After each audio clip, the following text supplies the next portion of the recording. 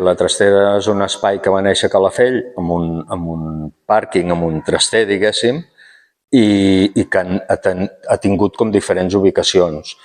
Bàsicament ens identifiquen amb un espai del Port Deportiu de Calafell, però de fet ens caracteritzem o ens definim com un espai nòmada, com un col·lectiu d'artistes també, és a dir, som com un cúmul d'elements, no?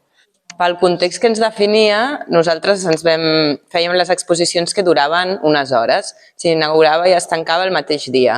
Llavors, sempre els hi proposàvem, també pel context on estàvem ubicats, els hi proposàvem als artistes sempre que intentessin fer alguna cosa molt concret per aquell espai i que provessin a assajar coses. Sempre hem intentat portar aquest esperit a totes les expos que fem i és llancem un títol i treballem una proposta nova sobre el títol que hem llançat.